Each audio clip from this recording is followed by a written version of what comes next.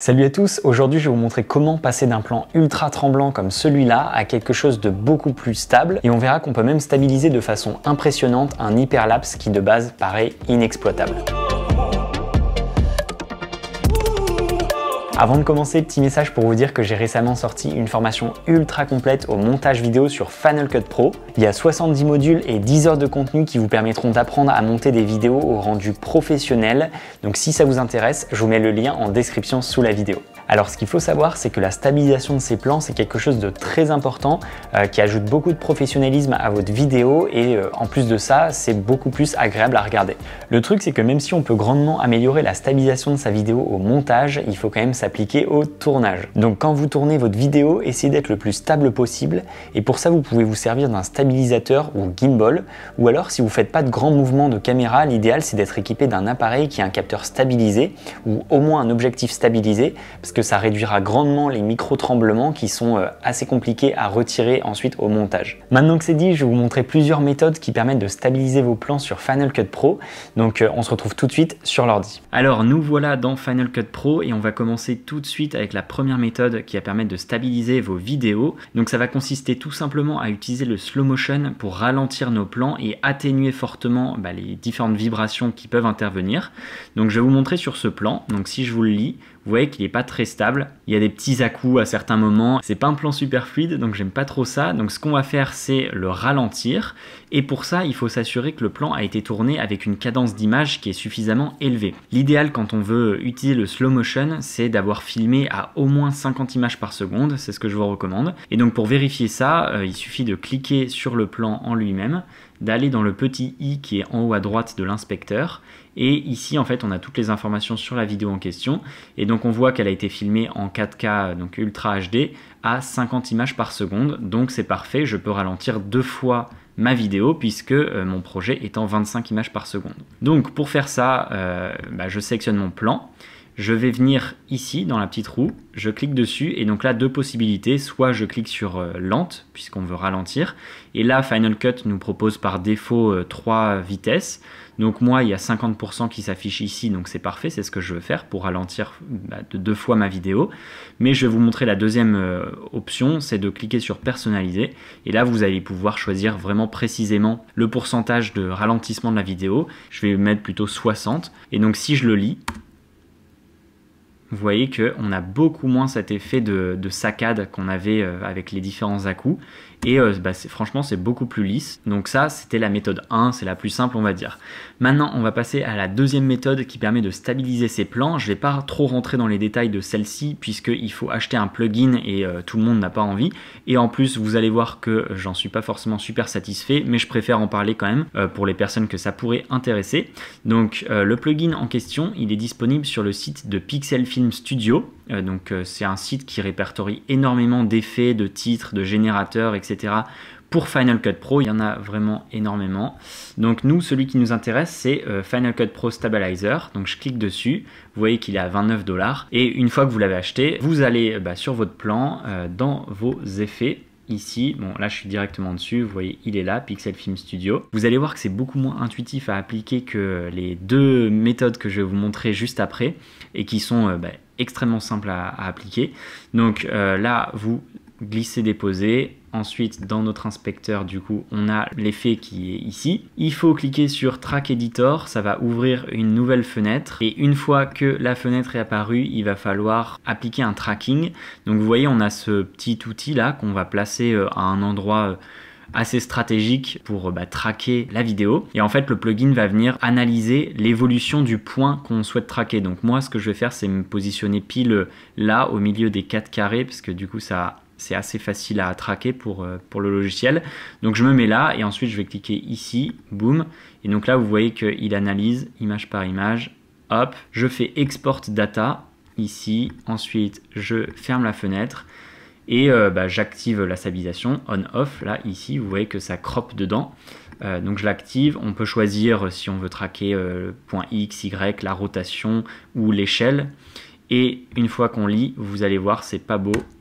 Ça fait ça, donc certes c'est relativement stable mais il y a énormément d'effets de distorsion Et pour compenser en fait cette distorsion, le logiciel ajoute un effet miroir, enfin c'est très bizarre. Donc moi je m'en sers vraiment jamais, je m'en étais servi une fois pour un projet et au final j'étais pas très satisfait. Donc voilà pour ce plugin qui de temps en temps marche, faut être honnête, mais franchement la plupart du temps, c'est-à-dire dans 99% des cas, je préfère largement utiliser la méthode dont je vais vous parler maintenant et qui est donc la troisième méthode de stabilisation sur Final Cut Pro. Et pour celle-là, on va se servir des outils qui sont déjà à notre disposition dans Final Cut. Donc une fois qu'on a sélectionné notre plan qu'on veut stabiliser, je vous montre à quoi il ressemble. Vous allez voir qu'il est très tremblant. J'étais en train de viser cette affiche et vous voyez que c'est fait à main levée, bien évidemment, vous pouvez vous en rendre compte.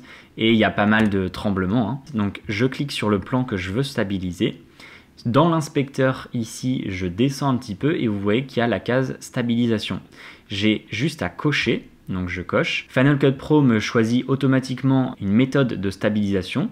Donc si je relis le plan maintenant, on va voir ce que ça donne. Vous voyez que c'est vraiment beaucoup plus fluide, beaucoup plus smooth. D'ailleurs vous savez quoi, ce que je vais faire c'est que je vais dupliquer le plan, copier-coller. Celui-là j'enlève la stab, hop, et on va faire un petit avant-après. Donc ça c'est le avant, ça tremble, et là le après, vous voyez que c'est vraiment super lisse. Donc c'est vraiment impressionnant comme outil et c'est surtout inclus de base dans Final Cut Pro, ce qui prouve que l'utilisation de plugins externes comme on a pu le voir juste avant est vraiment pas nécessaire. Au contraire, il vaut mieux utiliser l'outil intégré à Final Cut Pro. Donc pour rentrer un peu plus dans les détails, il y a deux méthodes de stabilisation. Par défaut, Final Cut nous propose une méthode automatique. Le logiciel vient choisir entre Inertia Cam et Smooth Cam. Inertia Cam, Final Cut va venir appliquer un type de stabilisation qui ressemble fortement à une stabilisation de gimbal, donc comme si vous aviez votre caméra sur un stabilisateur ou un gimbal pendant le tournage. Personnellement, c'est la stabilisation que j'utilise le plus et que je préfère, qui a un rendu assez naturel. Et vous voyez que ici dans l'inspecteur, on peut choisir l'intensité du lissage, donc de la stabilisation. Donc par défaut, c'est sur 1, mais si c'est vraiment très tremblant, vous pouvez plus zoomer. Et vous voyez que quand on zoome, ça vient cropper dans l'image. Je vous recommande de filmer dans la plus haute résolution possible, donc la plupart du temps c'est en 4K, donc ce qui est mon cas ici. Parce qu'une fois qu'on applique cet effet de stabilisation, en fait on perd un peu de matière sur les côtés, donc ça vient zoomer et on perd légèrement en qualité. Donc voilà, ça c'est pour l'Inertia Cam. Et le deuxième type de stabilisation, c'est Smooth Cam. Donc là vous allez voir qu'on aura plus d'options qui vont venir s'afficher. Voilà, donc on a le lissage de la position qui va avoir un impact sur le X et le Y, le lissage de la rotation, et enfin on a le lissage de l'échelle. Et donc si on regarde ce que ça donne ça. Donc c'est mieux que à l'origine, sauf que vous voyez qu'il y a quand même encore des légers tremblements, même s'ils sont atténués, et il y a surtout un peu de distorsion ici. Si je remets le plan, vous voyez que hop, ici il y a de la distorsion, et ça c'est vraiment pas très beau et c'est pas très pro non plus. C'est pour ça que la plupart du temps j'utilise l'Inertia Cam qui dans 80% des cas offre un résultat qui est vraiment bluffant. Donc ici je vais me remettre dans Inertia Cam, hop, vous voyez ça croppe un petit peu différemment et on se relie notre plan et vous voyez qu'il y a quasi aucune distorsion et le plan est vraiment super lisse, donc c'est vraiment top. Je vais revenir sur notre plan là du début sur lequel on a appliqué le plugin, mais j'aime pas ça. Je vous montre pareil, je vais dupliquer comme ça on va voir un avant-après. Donc vous voyez c'est super tremblant, il y a vraiment des gros à-coups, même des à-coups assez secs qui sont en général assez durs à compenser ensuite en post-production. Et si je viens ici et appliquer la stabilisation. Donc vous voyez, Final Cut Pro a automatiquement choisi Inertia Cam. On le reconnaît parce que Inertia Cam, il y a un seul réglage, et si Final Cut automatiquement avait choisi la Smooth Cam, il y aurait les trois réglages Smooth Cam. Donc là, en automatique, on voit qu'il a choisi Inertia Cam, et donc si on regarde le résultat, c'est vraiment super fluide. Donc un petit avant-après, avant, après, vous voyez, c'est vraiment super fluide et c'est encore plus impressionnant sur les hyperlapses. Donc je voulais vraiment vous montrer sur un hyperlapse parce qu'on me pose souvent la question de comment je fais mes hyperlapses alors que dans 100% des cas je les shoot à main levée. Donc voici un hyperlapse que j'ai fait au miroir d'eau de Bordeaux, je vous montre. Vous voyez que c'est extrêmement tremblant, mais vraiment énormément. Et vous allez voir qu'avec la stabilisation intégrée à Final Cut Pro, on peut avoir un rendu qui est impressionnant, genre moi je suis vraiment bluffé à chaque fois. Donc je sélectionne mon plan, je viens dans, pareil, hop, je le duplique comme ça, on va faire un petit avant-après. Hop, je viens sur mon plan, je clique sur stabilisation, comme d'habitude. Ici, vous voyez, bon exemple, Final Cut a choisi une stabilisation en Smooth Cam, puisqu'on a les 3 réglages qui s'affichent. Sauf que je sais qu'il se trompe. Final Cut se trompe souvent sur les hyperlapses, et la méthode automatique n'est pas toujours la meilleure. Je vais vous montrer ce que ça donne en Smooth Cam. Vous allez voir qu'il va y avoir énormément de distorsion. Hop. Regardez toutes ces distorsions, il y a énormément de jelly effect sur les bords, si vous regardez. Hop. C'est pas du tout pro. Donc moi, ce que je fais, c'est que je passe en Inertia Cam, et vous allez voir qu'en Inertia Cam, c'est impressionnant. Donc là, je lance, et là, c'est super lisse. Donc je vous montre un petit avant-après, avant, après.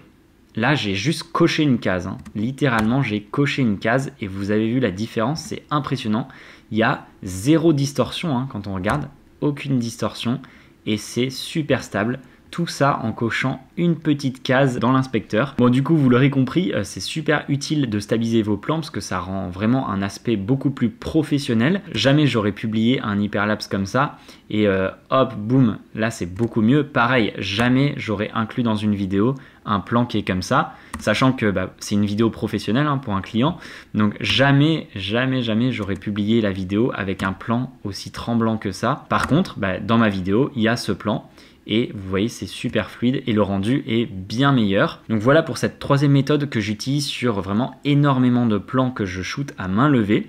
Mais je vais vous partager une 4e méthode qui peut beaucoup vous intéresser et ça s'appelle le mode tripod. Vous allez voir que cette méthode de stabilisation tripod est tout aussi bluffante que la stabilisation de Final Cut. Il faut savoir que le mode tripod, en fait, il va venir faire en sorte que votre plan ressemble à un plan qui a été fait sur un trépied alors que c'est pas le cas. Typiquement, ça marche bien sur les top shots. Vous voyez, je vous montre en vitesse réelle, il y a des petits tremblements là, hop. Ce que je fais, c'est que je clique sur mon plan, je vais dans stabilisation, donc il faut commencer par stabilisation. Et une fois que c'est fait, vous voyez ici, il y a le petit mode tripod qui est apparu, donc je clique dessus, ça crop forcément. Si je vous montre, ça donne ça.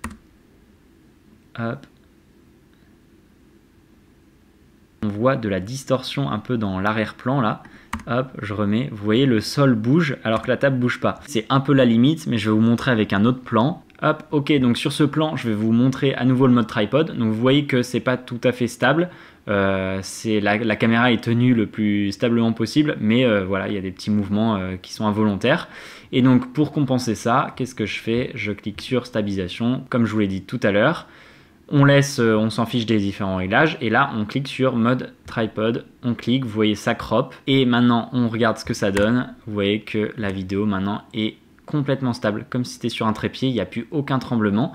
Pour rappel, là si je désactive, vous voyez que il y avait quand même pas mal de mouvements.